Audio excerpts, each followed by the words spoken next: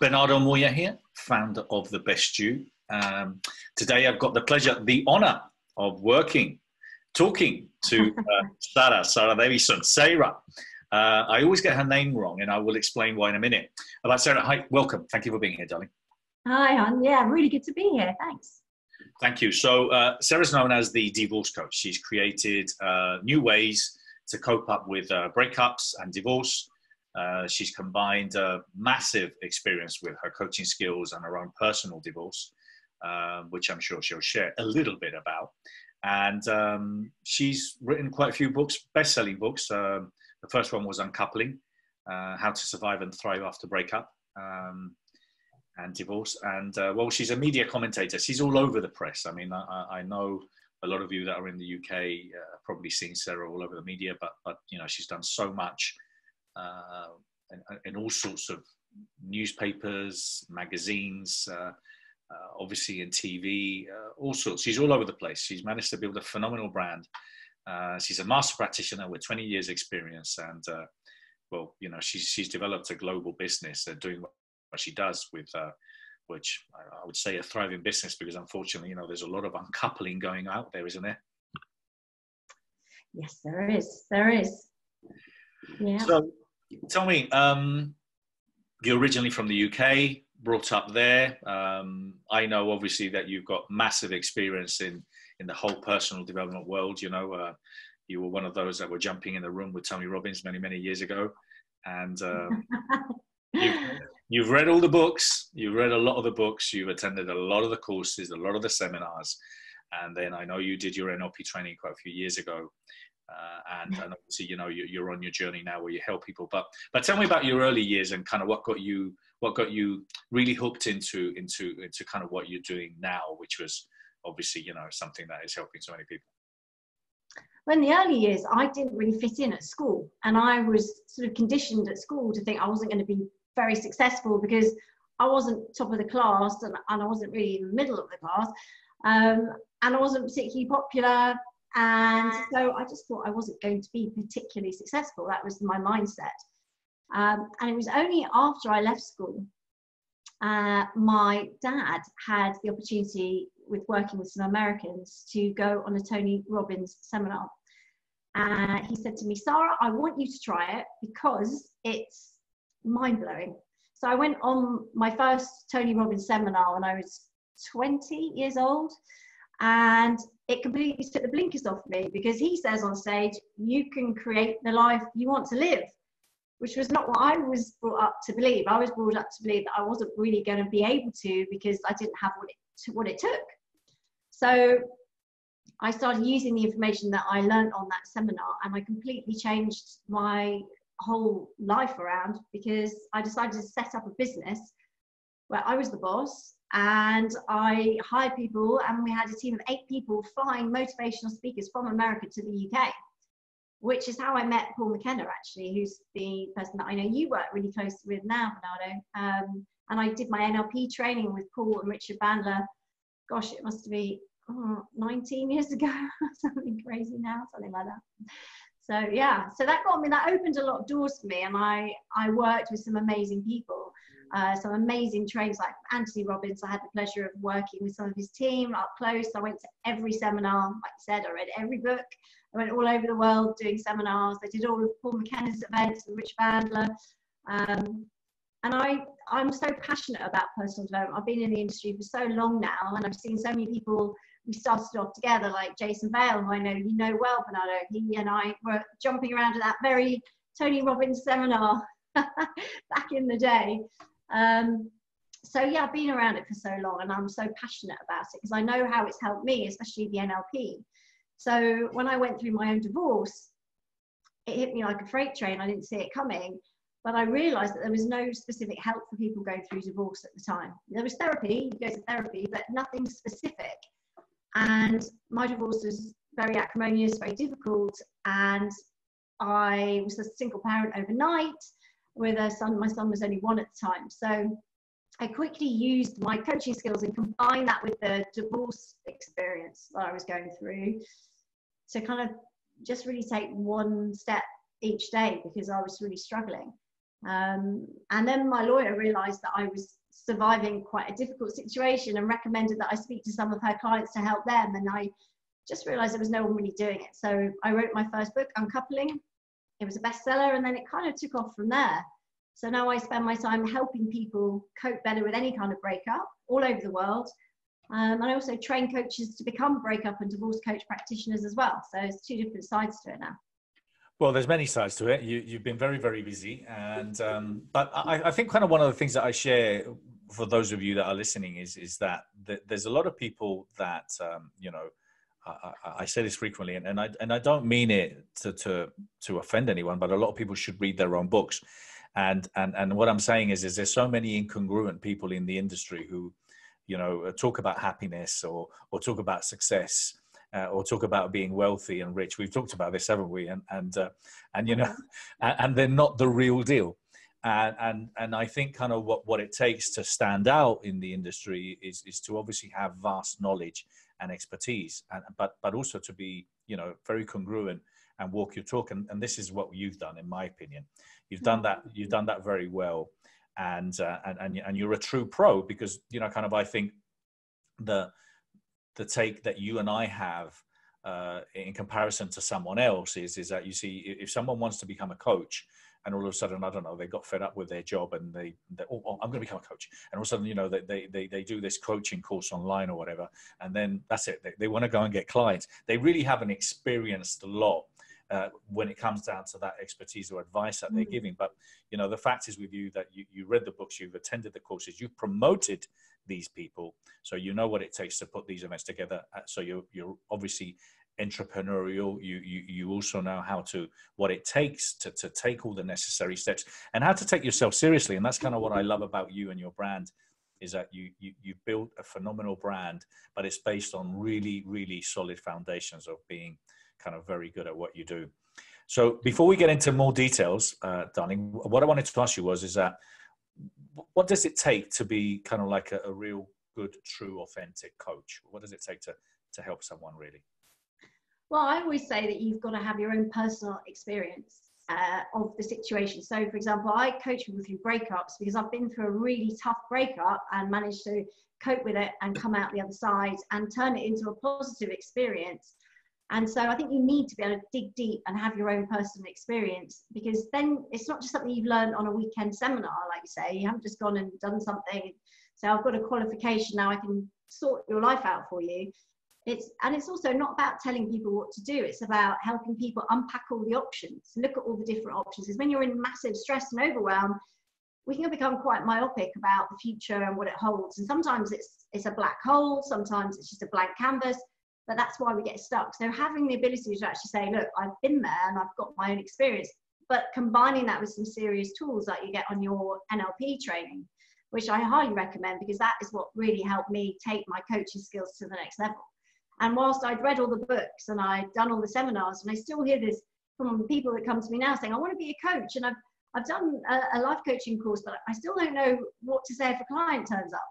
So that's why I focus on just the techniques that blow the doors off, because what we want is those massive transformations. We don't want the tinkering around the edges, like, oh, Sarah, help me with it. Nah, we want to be like, wow, boom, first session, that's changed things. That's given me hope. Now I know where I'm going. And I think that comes from, well, one, experience, and that comes with confidence over time, but also having your own personal experience to say, I know you can get through this. I know, because I've been there and I've been on the floor and I've been crying. I know what it takes to pick yourself up and carry on.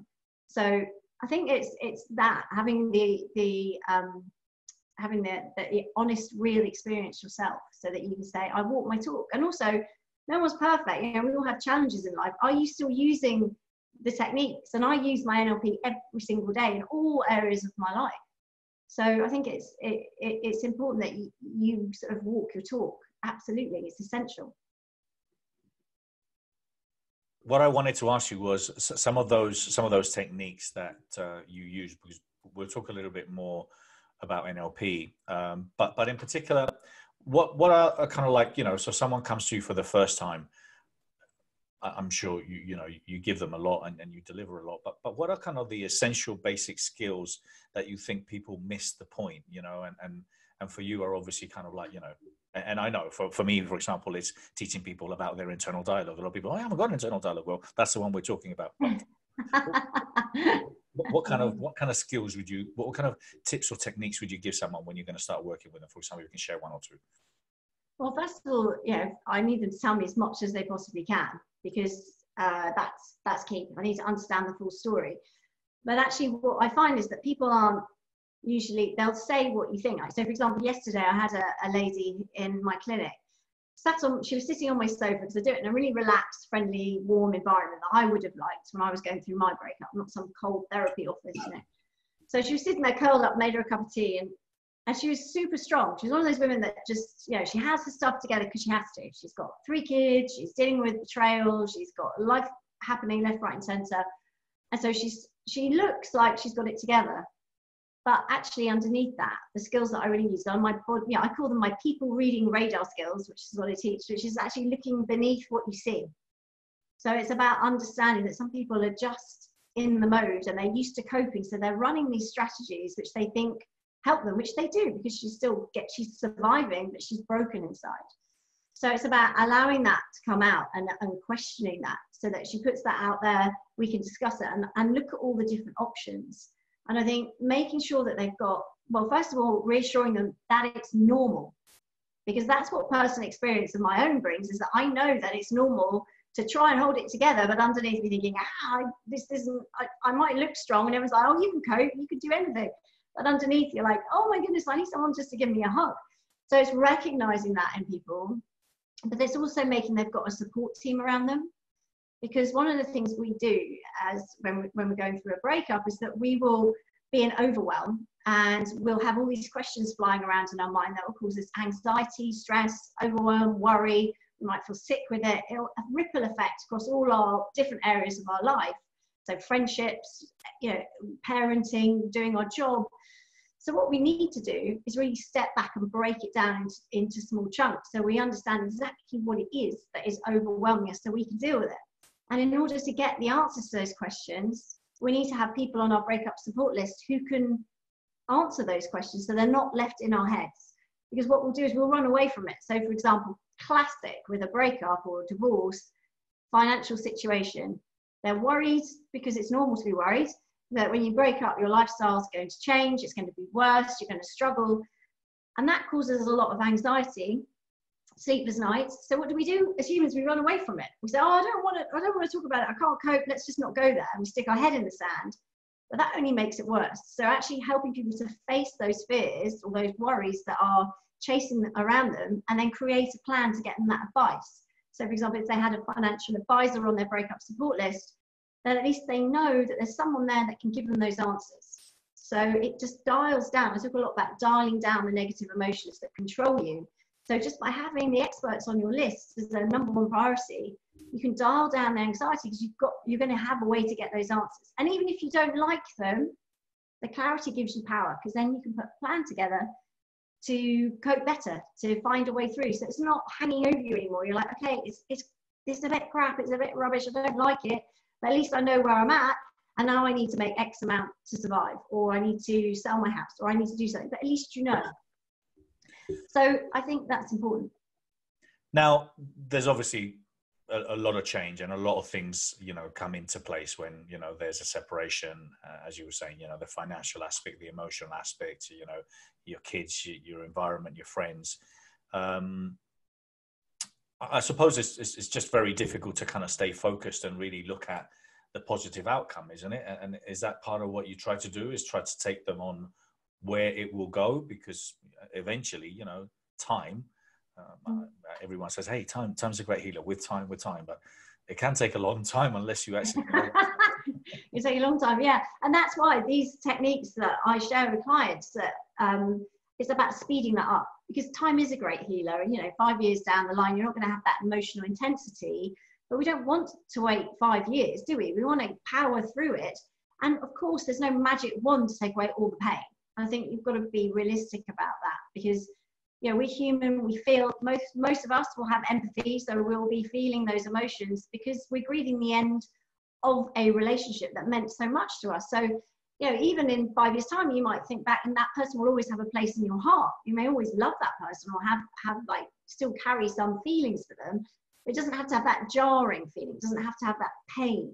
So the trick is, whilst you're working with the clients, whilst I'm working with clients to deal with the initial overwhelm or the challenge that they're bringing to me, whether it's a court case coming up or an issue with their children or dating again, we're also trying to paint this canvas of their future as bright as we possibly can.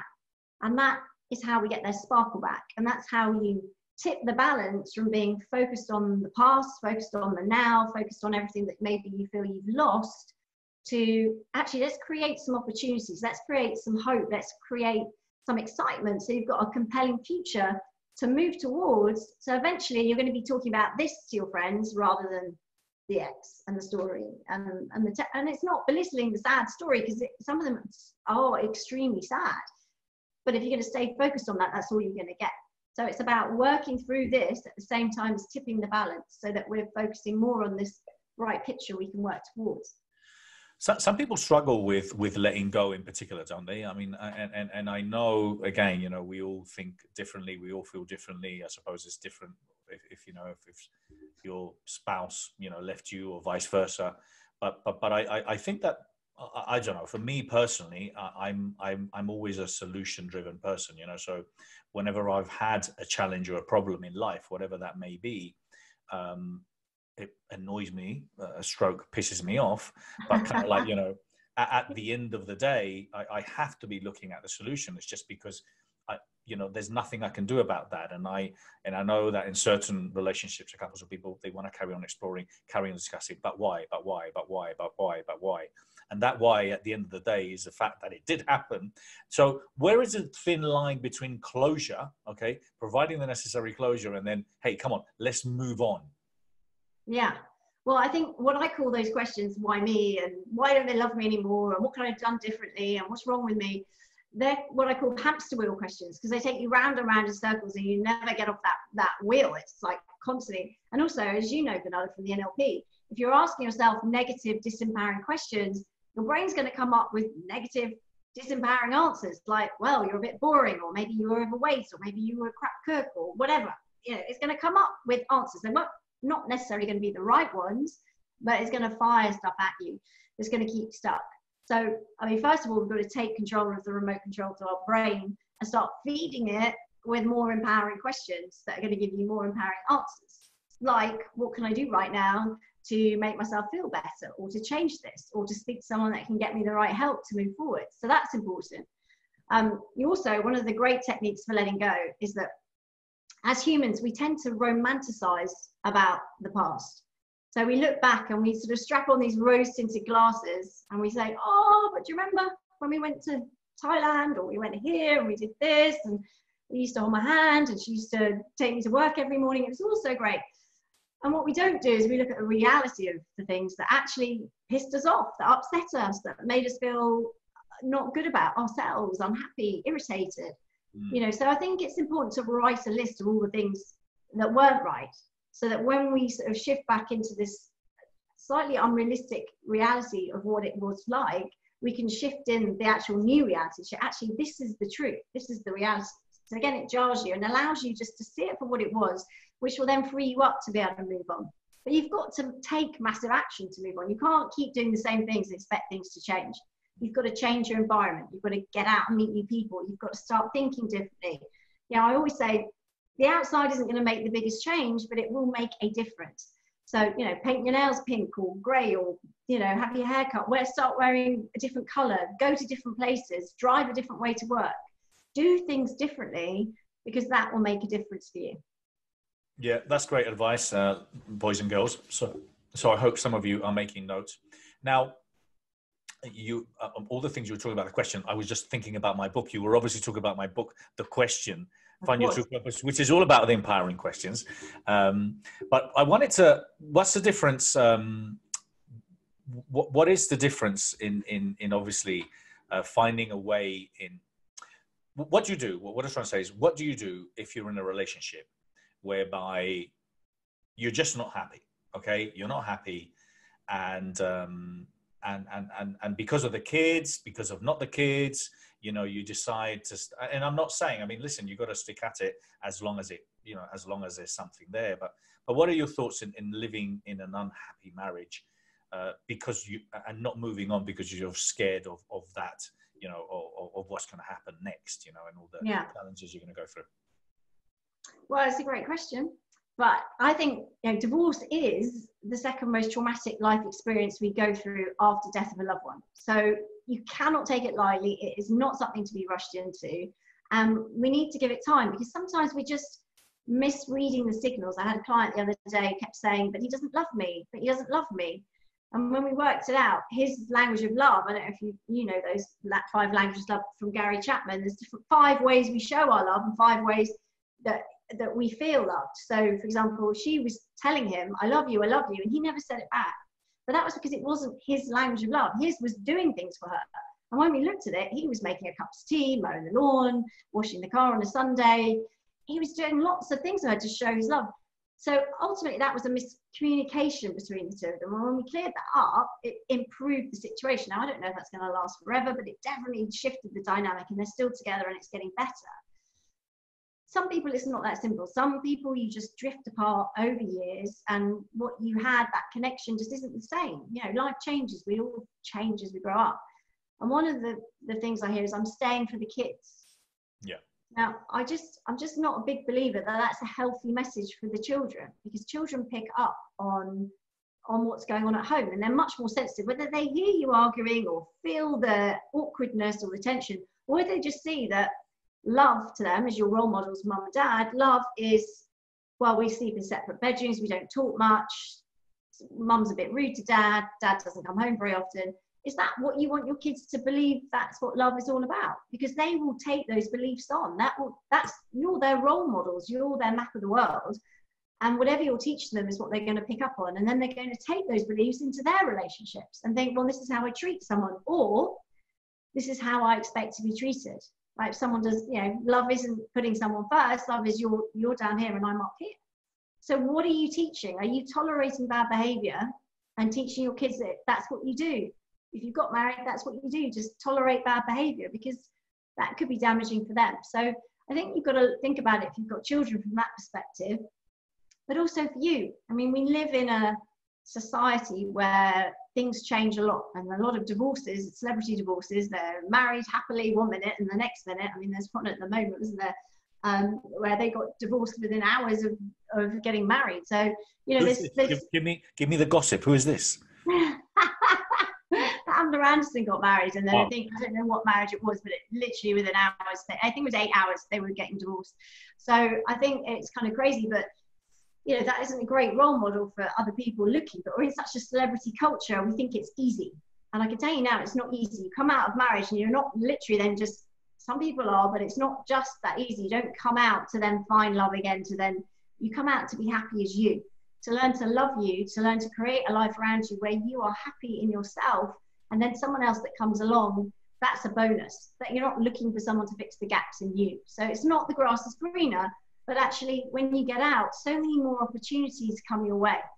So if you've been in a toxic relationship or one where you're not happy, one of the most surprising things for a lot of people is that when they come out, instead of feeling as bad as they think they're going to feel, they actually feel a new sense of freedom, because they can do their own thing. They can think for themselves. Absolutely. And that's something to embrace. So I think we spoke about this before, and on, it's not gender driven as far as men or women, because it's obviously both. I think kind of maybe when you come out of a relationship and you're obviously out there looking for love, I was saying to you that I think we commented last time that I believe that a lot of people really lower their standards, you know, sometimes when it comes down to pursuing love, you know, and because they I don't know, okay, look, I've been in a toxic relationship, I've divorced, I'm now here ready, available, and I'm Tindered out, and you know, I keep meeting, you know, messes and people that are just simply not interested or not compatible. But I tend to believe that a lot of people just really lower their standards, whereby they're probably willing to accept something that's quite average in that pursuit for love, which then obviously is determined, you know, is really gonna, you know, they're gonna go on the same journey of unfortunately going through uncoupling again. What's your thoughts on that?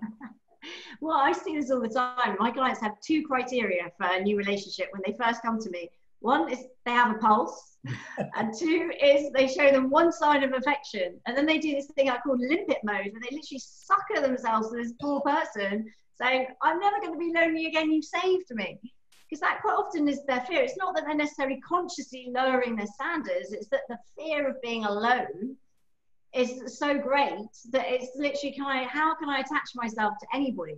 So one of the things I always say is you've got to go on a journey of figuring out not just what you want from an ideal partner or your new partner, which we all know what we want. We've all got a vision of what our ideal partner looks like, what kind of lifestyle they have. That's the easy bit. But what do you need? And what we need is very different to what necessarily you might want. So we have to consciously understand that rather than just running the same patterns, which may attract the same partner, or as you say, even a lower standard of partner. So for example, one of my clients, she went on a date today, I don't know how it went, but she's been looking for a guy who's tall, dark, handsome, and lives in a certain part of London, and she's so specific, which is great because she knows what she wants. However, the bit that she was missing is her last partner never listened to her. He didn't talk about emotions, and she used to be really frustrated by, you know, not being able to talk about her day because he just shut off to her. When she needed support or talk about emotions and where things weren't going right, he just couldn't do it. He wasn't in touch with those emotions. It just wasn't him. So she got very frustrated by that.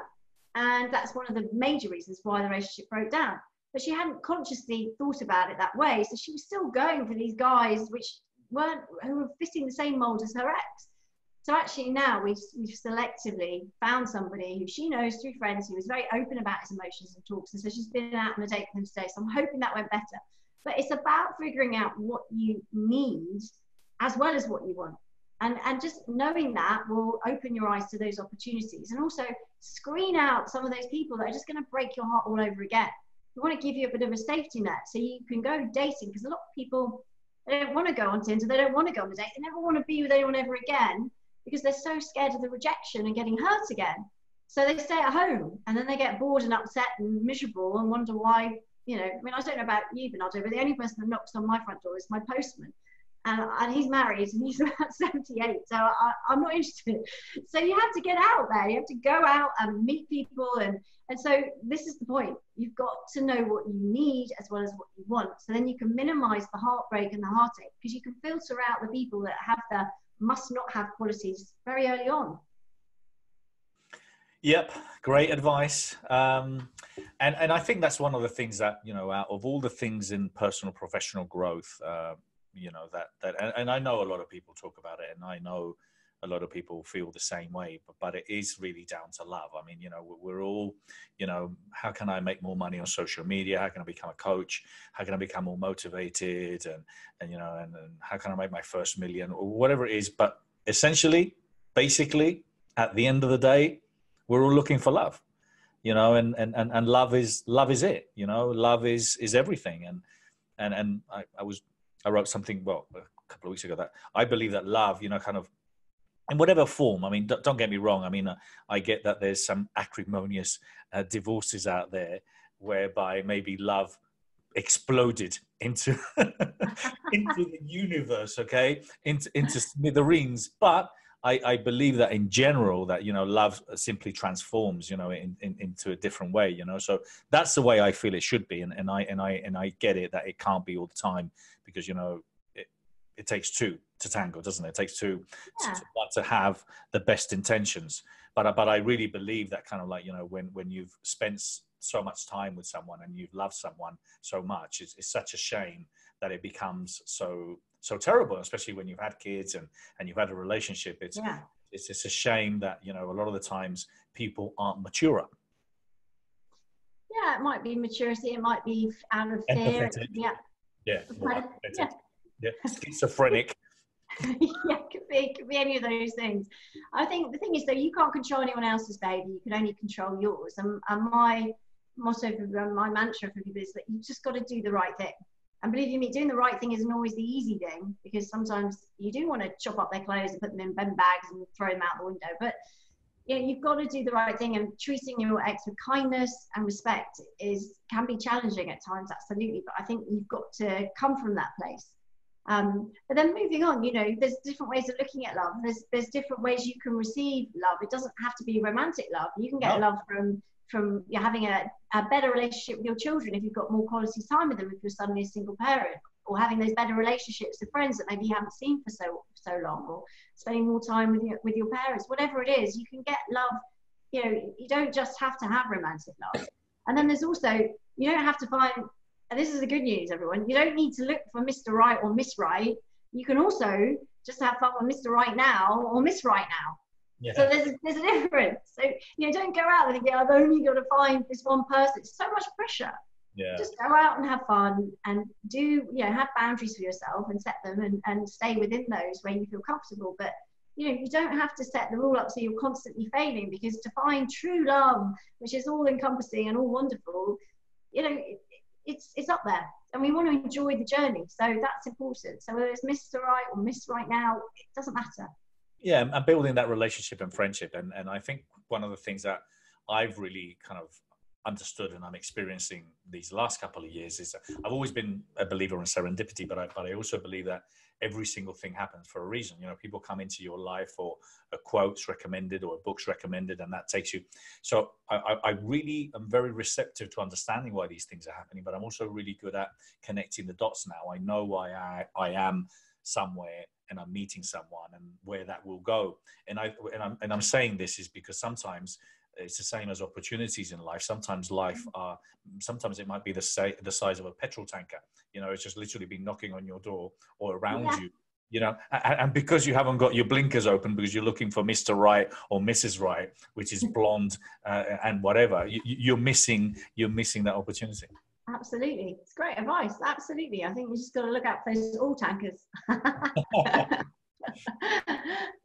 Yeah. So tell me the difference between your two books, Uncoupling and Split. So Uncoupling is sort of your overall guide to all the different techniques to getting through it. But the Split is more of a power manual, because it's from breakup to breakthrough in 30 days. So I've kind of chunked it into things you can do each day. So take it day 1, day 2, day 3, and do the exercises, follow through. And within 30 days, you're going to feel a lot better. You're going to start having those breakthroughs. You're going to start feeling like you're back in the driving seat of your life again. You're going to start to be able to dial down those negative emotions and take control of the remote control to your brain. So it's a lot more action focused, result focused. They're both great though. They're both bestsellers, so yeah.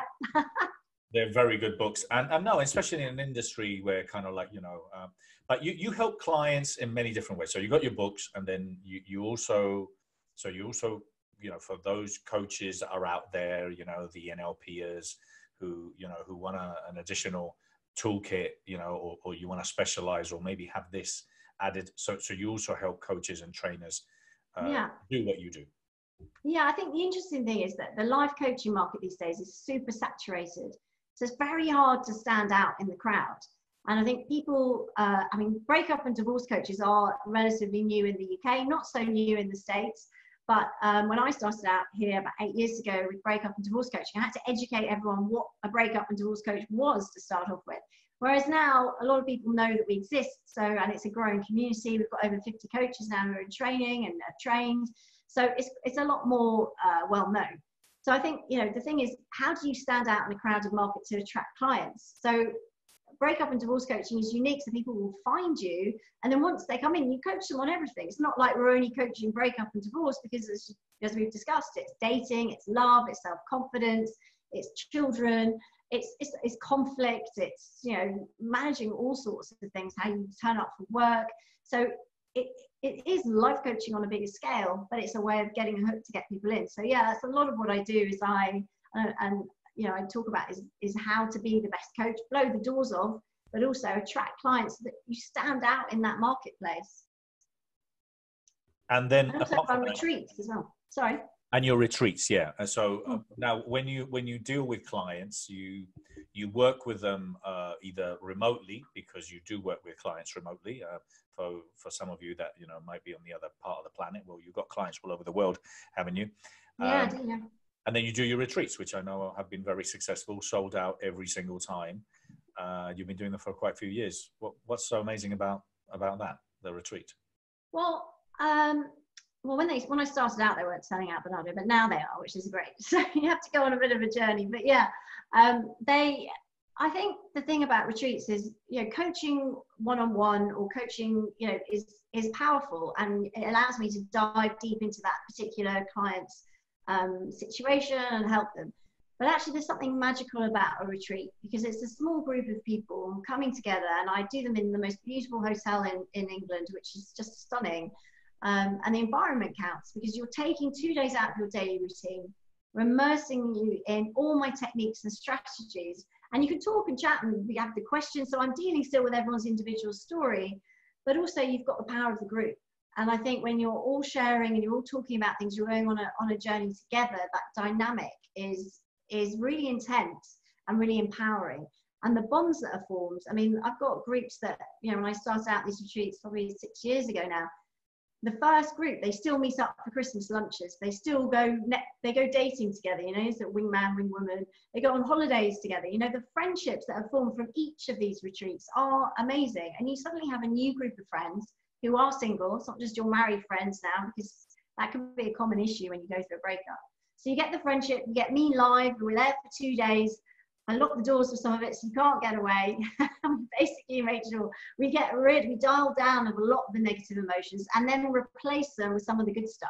So the transformations in 2 days are, incredible, because people are there, they're letting go of their negative stuff, they're getting some great tools and techniques, and they're getting the hope and the excitement, as well as getting instant changes. So when you can work close up with people in an environment where everyone's having breakthroughs and learning stuff, it really does catapult you through as fast as possible. This is my favorite part of what I do, actually. But you do teach people online as well? Yeah, I do, yeah. And I have an online retreat as well. So if you can't come to England for the retreat, I have it as a video program as well. And the coach training is online as well, because a lot of people, I've got coaches around the world now. So yeah, different countries doing it. Okay, so no excuses, anyone, if you're, wherever you are, and wherever you are, and you're trying to do it alone. Well, let me just tell you, it just takes a lot longer, and there's no need. That's one of the things that I believe is and I get it. I mean, and also I think here, you quite rightly, in the US is a different market. A lot of people have been having a coach, a mentor, for a very long time. But the reason why you want that is because it works, and I think that's kind of the challenge is that a lot of people try to do it alone. And when you have someone that has vast experience that can help you, guide you, you can speed this whole process up, and you can save so much time, so much money. We have an online community as well. So once you sign up to the training, you're part of the community. So any questions you have, or you want to post something, or you want to ask, and everyone was asking me the other day, can we do a live event with you, Sara? So they're doing the online training, what's the live event? So last week we did a live event. We got everyone in a room, and we just did some honing your coaching skills sessions, role plays, case studies. Yeah, it was great fun. So, then we went out for dinner afterwards and had a drink. So it was, there is that as well, but you get the support from the online community as well to help you. So I think it's great, like you say, not to be alone when you're doing things like this, because it can be lonely coaching, because it's your own business, you're doing it from home, you're an entrepreneur, like Bernardo, you're doing a lot of things on your own, and it's nice to have that connection with others. It is so nice to have people and to have a support mechanism around you. So you're coming to speak at the Best You EXPO in LA, yeah? I am. Yeah, I can't wait. I always come to Bernardo's events because they're the best. So if you're thinking about it, you've got to come, because he is the best promoter ever, and he's going to be speaking, and he's worth listening to. Get his books. He's amazing. How long have we been friends now? I don't know. I'm just trying to work it out. Must be 15? 16 years. Yeah, a long time. And, you're the real deal. You're a great guy. And Yeah, you do. What Bernardo does is he brings personal development to everyone, and that's such a gift because these expos, you meet the most amazing people. I mean, I came to the first day LA when you did, didn't I? And I mean, I met so many incredible people. Actually, I had a reading they had an amazing psychic there. Do you remember his name? Lali. Oh, yeah. I said, this ring I still wear today. He did me the most amazing reading, told me things I could never have possibly told me. But then there was Mastin Kipp speaking there, and there were like some incredible people. And I met someone who I did a book deal with, and I mean, incredible, amazing opportunity. So yeah, I can't wait to come back. It's always great fun as well. So yeah, well, thank you. You've been to all of them, haven't you? Yeah. I have. I got my award. I won. I mean, yes. Award. I still have that in my clinic every day, so people can come and touch it. Yeah. No, I've been to all of them. I'm a big fan of your work, Bernardo. Thank you very much. No, listen, I mean, that's what it is, you know, we there's a lot of people there. Everyone is contributing, bringing, you know, obviously even the people that attend, they're bringing great energy, they're bringing love, and they're bringing support. But there's some fantastic experts, and we build amazing relationships. Today I got an email from someone saying, because you know, we do some complimentary tickets to the expo, says, is this free? Is this for real? Like, I can't believe it. This is so amazing. And the fact is that it is, you know, kind of, and I've seen so many people grow and evolve with the Best You Expo. I mean, this last year in London was a game changer. We had around, you know, 13,500 people. There were so many people. Amazing. It was mad. And then I remember, you know, a lot of people come, I came to Expo number 1, I came to Expo number 2, 3, and 4. People that we cured phobias, you know, they would come back and say, hey, I'm here to see the snakes and the spiders again. So, but it's that community of individuals that we meet. And sometimes, you know, people might come with one intention, or suddenly they meet someone else, or they listen to something else, and it takes them. But it's the relationships. I love the relationships that have grown from there, the connections that you all make. Well, you met Brian and Janice Muldoon there. They met you, and kind of, you know, I work with Brian and Janice now. So it's just kind of like there's just this big family. So I want to invite you all to come along and definitely to check out Sarah. If you want to, you know, if this is something that you need some help or support with, come and listen to her, because she's really a true expert. But you are the real deal, okay? You are, because you're such a professional, you know, in the attention to detail with your branding, with the exercises, the thought that you put into everything that you do, and the amount of people that you've helped. So I really would encourage you to come and see Sarah at the Best You Expo. That's on the 21st of March in LA. And what will you be sharing? What's going to be the title of your talk, apart from being in the booth and helping and assisting people, which you'll do? What are you going to be talking about? So I'm doing 2 different talks. I'm doing, on the Friday, I think I'm doing how to survive and thrive any breakup or divorce. So if you're going through that kind of heartbreak, then come along and see me there. And then on the Saturday, I'm talking about how to blow the doors off a coaching business. So if you've got a coaching business, or you're thinking about becoming a coach, the 5 secrets to growing a successful coaching business. So I'm going to be sharing those as well. That's great. That's fantastic. Brilliant. Well, now, how can people find you? So yeah, my website is saradavison.com. And I'm on social media, Sara Davison, the divorce coach, Instagram, Facebook. Follow me, and yeah, that's how you find me. Cool, great. And for some of you that might be listening to this either before the event or after the event, please make sure you connect with her. The great thing is that this is going to be available online. We'll have it also as a podcast, and there's going to be plenty of opportunities for you to listen to this. But I want to thank you all. I want to thank you all for being here. I want to thank you, darling, for being here, and I'm looking forward to seeing you. Great to chat with you. Thank you. Great to chat with you too. Take care. Lots of love. All the best.